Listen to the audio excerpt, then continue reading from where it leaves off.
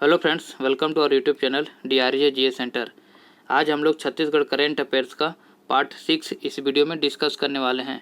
जो भी छत्तीसगढ़ का जितने भी इम्पोर्टेंट टॉपिक होगा आज हम लोग इस वीडियो में डिस्कस करेंगे। साथ ही उनसे रिलेटेड जो भी इम्पोर्टेंट फैक्ट होगा जो CGPSC, एशिया फॉरेस्ट रेंजर या व्यापम के किसी भी एग्जाम्स में पूछे जाने की संभावना है, उन सारे तथ्यों पर हम लोग आज वीडियो में डिस्कस करने वाले हैं। इससे पहले मैंने पार्ट 5 तक का वीडियो छत्तीसगढ़ करंट अफेयर्स का वीडियो मैंने अपने चैनल पे अपलोड कर दिया है। उसका मैंने एक प्लेलिस्ट बना दिया, तो आप वहाँ से जाके पार्ट 5 तक देख सकते हैं। चलिए हम लोग एक एक टॉपिक करके सारी चीज़ों को डिस्कस करते हैं। चलिए पहला टॉपिक देखते हैं। अच्छा, पहला टॉपिक देखने से पहले मैं आपसे रिक्वेस्ट करता हूँ कि आप वीडियो को देखने से पहले आप एक कॉपी और एक पेन लेकर साथ में जरूर बैठे और यहाँ जितना पॉइंट लिखा हुआ है सारे पॉइंट को आप अपने कॉपी में नोट डाउन करते हुए चले जाएँ। अगर आप नोट नहीं करना चाहते हैं तो इसका PDF मैं टेलीग्राम चैनल पर अपलोड कर देता हूँ और टेलीग्राम का जो लिंक है मैं वीडियो के डिस्क्रिप्शन में दे दिया हूँ, तो आप वहाँ से टेलीग्राम का चैनल ज्वाइन कर सकते हैं। चलिए पहला टॉपिक देखते हैं, दामिनी मेघदूत मोबाइल ऐप। ये दामिनी मेघदूत मोबाइल ऐप क्या है? जो दामिनी है ये आकाशीय बिजली से बचाव, मतलब आकाशीय बिजली, अभी देखते हैं कि हम लोग पूरे प्रदेश में आकाशीय बिजली से बहुत सारे किसान भाई बंधुओं को बहुत सारे इससे उनकी मृत्यु हो जाती है। जब भी वो खेत में काम करते रहते हैं तो उन पर आकाशीय बिजली के गिर जाने की वजह से कई किसान भाई इसमें अपनी जान गंवा चुके हैं। तो और ये जो मेघदूत है, मेघदूत मोबाइल ऐप है, ये क्या है? ये मौसम की पूर्व जानकारी देता है। तो ये दामिनी और मेघदूत मोबाइल को पृथ्वी विज्ञान मंत्रालय के अंतर्गत एक भारतीय उष्ण देशी मौसम विज्ञान संस्थान के द्वारा इन दोनों ऐपों का बनाया गया है। तो अब अभी जो मैं बोला हूँ उसको आप नोट करके लिख लें। एक बार मैं फिर से बता देता हूँ। पृथ्वी विज्ञान मंत्रालय के अंतर्गत भारतीय उष्ण देशीय मौसम विज्ञान संस्थान के द्वारा ये दामिनी और मेघदूत मोबाइल ऐप को बनाया गया है। इस ऐप का बनाने का एकमात्र उद्देश्य क्या है कि किसान भाइयों को इन प्राकृतिक आपदाओं से बचाव या उससे संरक्षण किया जा सके। क्योंकि ये प्राकृतिक आपदा है, बिजली का चमकना और मौसम का आंधी तूफान आना, इससे किसानों को बहुत ज़्यादा नुकसान होता है। इससे हम लोग पूरा कंट्रोल नहीं कर सकते हैं, लेकिन हम लोग किसानों के बीच और आम जनता के बीच इससे संबंधित जागरूकता जरूर फैला सकते हैं। जब भी आकाशीय बिजली या मौसम का जो भी घटना होने वाला रहता है तो उससे पहले ये जो ऐप है दामिनी ऐप और मेघदूत मोबाइल ऐप, ये 30-40 मिनट पहले ये चेतावनी उस मोबाइल ऐप के माध्यम से दे देता है। तो ये किसानों के लिए बहुत ज़्यादा हेल्पफुल हो सकता है। ये मोबाइल प्ले स्टोर पर निःशुल्क उपलब्ध है, तो कोई भी किसान भाई बहन यहाँ से जाकर उस ऐप को अपने मोबाइल में इंस्टॉल करके इस ऐप का फ़ायदा उठा सकते हैं। ठीक है, चलिए अब इस क्वेश्चन से, इस टॉपिक से रिलेटेड जितने भी पॉसिबल क्वेश्चन बन सकते थे हम लोगों ने इस वीडियो में देख लिया। चलिए अब अगला टॉपिक देखते हैं। अगला टॉपिक है हमारा पद्मलाल पूनालाल बख्शी। पद्मलाल पूनालाल बख्शी क्यों इम्पोर्टेंट है? अभी हाल ही में इनका बीते दिनों में 27 मई 1894 को इनका जन्म दिवस, मतलब इनकी जन्म तिथि है। यानी 27 मई, जो कि अभी कुछ पिछले महीने में 27 मई गुजरा हुआ है, तो अभी इनका जन्म दिवस पिछले मंथ में था, इसलिए इम्पोर्टेंट है। अभी जैसा कि हमारा CGPSC और व्यापम में एक साहित्य से एक क्वेश्चन का पूछने का ट्रेंड चला हुआ है। एक साहित्य का रचना या साहित्य का लेखक का हमेशा एक पूछा जा रहा है। तो अभी पद्मलाल पूनालाल बख्शी जी का भी हाल ही में जन्म दिवस 27 मई को था, तो इसलिए इम्पोर्टेंट हो जाता है। इनके बारे में हम लोग डिटेल में देखते हैं। तो इनका जो जन्म हुआ था 27 मई 1894 को हुआ था। इनका जन्म दिवस भी इम्पोर्टेंट है। और इनका जन्म छत्तीसगढ़ के राजनाथ गांव जिले में हुआ था। राजनाथ गांव के जो खैरागढ़ स्थान है वहाँ पर इनका जन्म हुआ था। इनकी कुछ रचनाएं इंपॉर्टेंट है जो कि हमेशा CGPSC के प्री और मेंस दोनों में अक्सर पूछा जाता है। साथ ही व्यापम के एग्जाम में भी पूछा जाता है। तो हम लोग इनकी रचनाएं देखते हैं। इनकी रचनाएं क्या है? एक कहानी में क्या क्या आता है?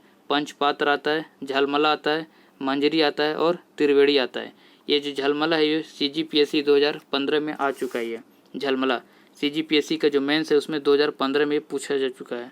अब इनकी जो रचना नाटक है, नाटक में क्या क्या है? त्रिपथगा और भोला, सारी चीज़ों को आप नोट करते हुए चले जाइए। अगर नोट नहीं कर रहे हैं, अगर आपके पास टाइम नहीं है, तो इसका PDF मैं टेलीग्राम पे अपलोड कर दूंगा, तो आप टेलीग्राम चैनल को जरूर ज्वाइन कर लें। टेलीग्राम का जो लिंक है मैं वीडियो के डिस्क्रिप्शन में दे दिया हूँ। चलिए अब इनका जो उपन्यास है, उपन्यास क्या क्या है? एक भोला है, वे दिन है और कथा चक्र है। सारे के सारे इंपॉर्टेंट है। कुछ अन्य इनकी जो रचनाएं वो क्या क्या है? एक है क्या लिखूँ और एक है कारी। ये जो कारी है ये भी CGPSC मेंस ये 2016 में पूछा जा चुका है। CGPSC मेंस में कारी और झलमला दोनों पूछा जा चुका है। तो अगला जिसमें से कुछ भी पूछा जा सकता है, सारे इंपॉर्टेंट है, आप इसे लिखकर जरूर रट लें। सन 1950 में इन्हें हिंदी साहित्य के जो सम्मेलन हुआ था उसके ये सभापति भी बने थे। कौन? पद्मलाल पूनालाल बख्शी। इसलिए सारी चीज़ें यहाँ पास जितना भी बताऊँ सारी चीज़ों को आप नोट करके रख लें। चलिए अगले टॉपिक पे चलते हैं। अगला टॉपिक है हमारा, अगला टॉपिक है पहला जैव विविधता पार्क दुर्ग संभाग का। मोस्ट इंपॉर्टेंट टॉपिक है ये टॉपिक से एसीएफ के एग्जाम में पक्का है कि क्वेश्चन यहाँ से बनेगा। चलिए तो पहला जो जैव विविधता पार्क है दुर्ग संभाग का है। अब दुर्ग संभाग में कुल 5 जिले हैं। 5 जिले कौन कौन से हैं? एक राजनांदगांव है, कबीरधाम है, और एक दुर्ग है, बालोद है और बेमेतरा है। इस तरह से 5 जिले हैं। इनमें से जो दुर्ग जिला है वहाँ पर ये जैव विविधता को पार्क को स्थापित किया जा रहा है। इसका जो शुभारंभ है ये इसका वर्चुअल माध्यम यानी वीडियो कॉन्फ्रेंसिंग के माध्यम से इसका शुभारंभ कौन कौन किया? जो प्रदेश के मुख्यमंत्री हैं श्री भूपेश बघेल जी, और जो वन मंत्री हैं छत्तीसगढ़ के मोहम्मद अकबर, और यहाँ के जो अपर मुख्य सचिव हैं सुब्रत साहू, इनकी उपस्थिति में पहला जैव विविधता पार्क का उद्घाटन किया गया। अब ये इसका जो दुर्ग संभाग में किस जिले में है ये? तो दुर्ग में है, दुर्ग जिला में। दुर्ग का जो पाटन विकास खंड है, पाटन विकास खंड में आता है पहला जैव विविधता पार्क। अगर ग्राम पूछा तो ग्राम क्या हो जाएगा? फुंडा ग्राम हो जाएगा। अब इस फुंडा ग्राम में एक अर्बोरिटम यानी वनस्पति वाटिका लगाया जा रहा है। इस वनस्पति वाटिका को जापान की एक तकनीक है, उसका नाम क्या है? मियावाकी तकनीक है। ये बहुत इंपॉर्टेंट है, आप इसे जरूर नोट कर लें। मियावाकी तकनीक के माध्यम से इस वनस्पति वाटिका को स्थापित किया जा रहा है। इस जो मियावाकी तकनीक है इस तकनीक लगाने का फ़ायदा क्या है कि इसमें जब भी किसी वनस्पति यानी पौधों को लगाया जाता है तो पौधों का जो वृद्धि रेट है वो यानी बढ़ने की जो क्षमता है वो 10 गुना तेज़ी से वृद्धि करता है, और उसके जो सघनता यानी डेंस है, ज़्यादा घनापन होता है, वो 30 गुना तेज़ी से घना होती है। मतलब उसकी जो पत्तियां हैं आसपास जल्दी से फैल जाती है। तो ये तकनीक बहुत ही इंपॉर्टेंट हो जाता है। 10 गुना तेज़ी से वो बढ़ती है और 30 गुना तेज़ी से वो घना होती है। तो ये चीज़ को आप याद रखें। अब ये जो वनस्पति वाटिका इसका बनाने का मेन उद्देश्य क्या है कि छत्तीसगढ़ में जैव विविधता को बढ़ावा देना इसका प्रमुख उद्देश्य है। अभी इसे जो वनस्पति वाटिका है यहाँ पास छत्तीसगढ़ के जितने भी वन हैं, पौधे हैं, इनको यहाँ विभिन्न प्रकार के प्रजातियों को यहाँ लगाने का लक्ष्य रखा गया। कुल माना जा रहा है कि 100 से अधिक प्रजातियों का यहाँ पास कुल 100 से अधिक प्रजातियों के जो वृक्ष हैं उसमें से 3000 वृक्षों को यहाँ पास रोपण किया जाएगा इस पहले जो जैव विविधता पार्क है यहाँ, इसलिए इम्पोर्टेंट हो जाता है। अब वो वृक्ष क्या क्या हैं? वैसे तो 3000 से अधिक वृक्ष हैं। जैसे कुछ मैं जो पेड़ है उनके नाम बता देता हूँ। जैसे एक हो जाएगा कुसुम, हो जाएगा हर्रा, हो जाएगा आंवला, हो जाएगा बहेरा, हो जाएगा कटहल, आम, साजा, सागौन। इस तरह से कई पेड़ पौधे जो यहाँ इस जैव विविधता पार्क में लगाया जाएगा। तो ये इम्पोर्टेंट हो जाता है। अब ये पाटन विकास खंड है। पाटन से एक क्वेश्चन क्या बन जाता है कि जो भूपेश बघेल का जो विधानसभा का जो सीट है वो कहाँ है? पाटन ही है। चलिए ये तो हो गया इस क्वेश्चन से रिलेटेड सारे इंपॉर्टेंट फैक्ट। अब हम लोग जो छत्तीसगढ़ करंट अफेयर्स पढ़ते हैं उसमें जब भी किसी जिला का जिक्र होता है तो उस जिले से जो भी इंपॉर्टेंट क्वेश्चन है जो व्यापम या पीएससी के एग्जाम पूछा जाता है उसके बारे में 2-4 टॉपिक हम लोग डिस्कस करते हैं। तो आज दुर्ग आया है तो दुर्ग जिला के बारे में देखते हैं। इसका गठन कब हुआ था? 1906 में इसका गठन हुआ था। दुर्ग में ही बास्केटबॉल अकादमी प्रस्तावित है। बास्केटबॉल अकादमी, आप इसे नोट करते हुए चले जाएं।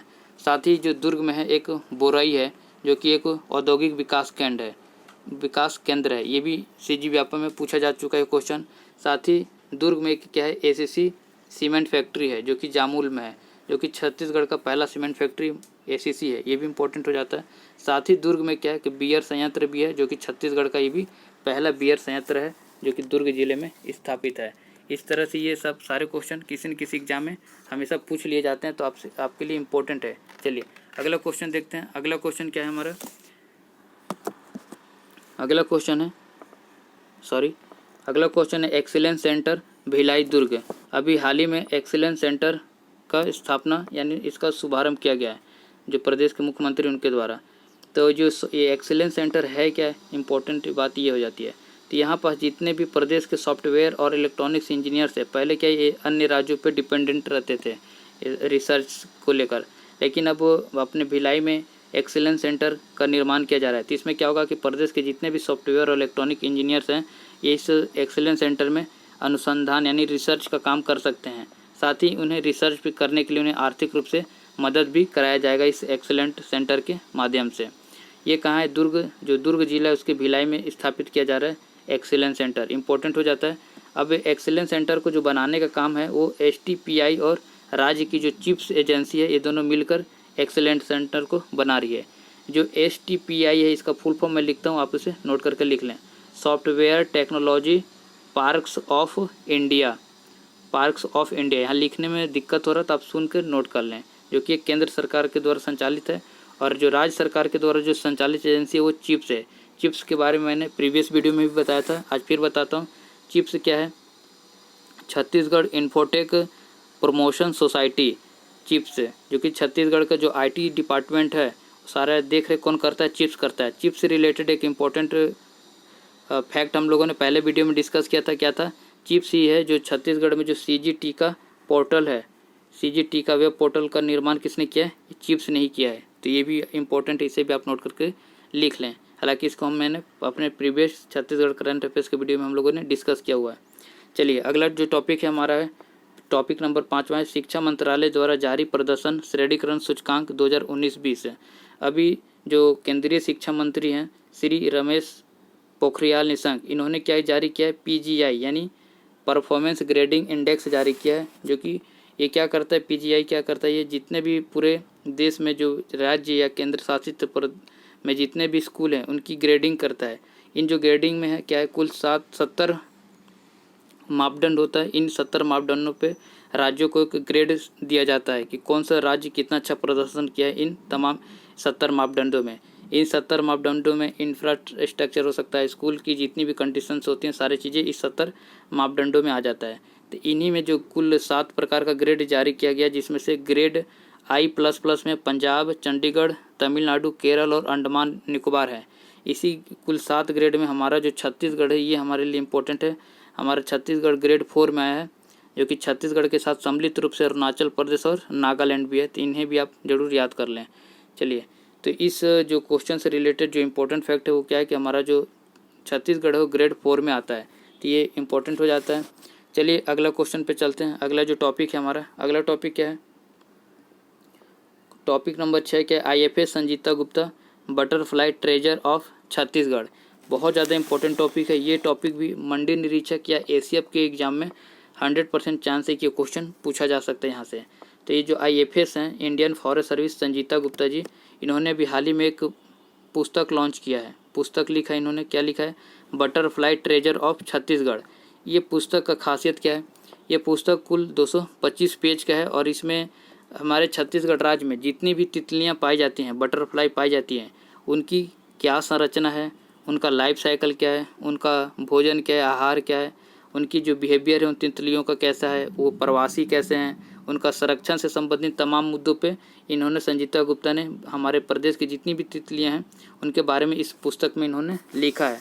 तो इसलिए ये पुस्तक बहुत इंपॉर्टेंट हो जाता है। Butterfly treasure of India, treasure of Chhattisgarh, इसका लेखक कौन है? संजीता गुप्ता जी हैं। अभी इस बुक का जो विमोचन है श्री भूपेश बघेल जी के द्वारा किया गया है। अभी जब ये बुक का विमोचन हो रहा था तो उस समय जो PCCF चीफ हैं राकेश चतुर्वेदी ये भी मौजूद थे और जो वन मंत्री हैं मोहम्मद अकबर ये भी मौजूद थे। अब ये PCCF क्या होता है? इसका फुल फॉर्म होता है principal chief conservator for forest है। तो इसके जो हेड हैं अभी छत्तीसगढ़ में कौन है? राकेश चतुर्वेदी। तो ये नाम भी आपको याद रखना पड़ेगा, बहुत इंपॉर्टेंट हो जाता है। अब जो ये बुक है इसमें छत्तीसगढ़ में पाई जाने वाली कुल 170 प्रकार की जो तितलियां हैं उनकी 170 प्रजातियों का विवरण इस बुक में किया गया है। ठीक है, तो इस टॉपिक से रिलेटेड जितना भी इम्पोर्टेंट पॉइंट बन सकता था हम लोगों ने डिस्कस कर लिया। चलिए अगले टॉपिक पे चलते हैं, अगले क्वेश्चन पे चलते हैं। अभी अभ्यास प्रश्न है। हम लोगों ने जो प्रीवियस वीडियो में जो छत्तीसगढ़ के जितने भी क्वेश्चन पढ़े उससे रिलेटेड यहाँ पास 2 क्वेश्चन है। इसका आंसर आपको कमेंट बॉक्स में कमेंट देना है। अगर आप वीडियो देख रहे हैं तो आप इसका आंसर बहुत आसानी से कर देंगे। छत्तीसगढ़ बैडमिंटन संघ के नए अध्यक्ष कौन है? और दूसरा है मेराइल फॉसिल्स का साक्ष्य छत्तीसगढ़ के किस जिले में प्राप्त हुआ है? इन दोनों के बारे में हम लोगों ने प्रीवियस वीडियो में डिटेल में पढ़ा हुआ है, तो आप बहुत आसानी से इसका आंसर दे सकते हैं। जल्दी से आप कमेंट बॉक्स में कमेंट करके इसका आंसर बता दें। अगर वीडियो आपको अच्छा लगा हो तो एक लाइक जरूर करें और कमेंट करके जरूर बताएं। और वीडियो से रिलेटेड कुछ भी डाउट हो तो कमेंट करके जरूर पूछें। अगर चैनल पर नए हैं तो चैनल को सब्सक्राइब करके बेल आइकन का प्रेस कर लें, ताकि जैसे ही मैं छत्तीसगढ़ करंट अफेयर्स का नेक्स्ट पार्ट डालूंगा तो उसका नोटिफिकेशन आपको मिल जाएगा। आई होप आपको वीडियो अच्छा लगा होगा।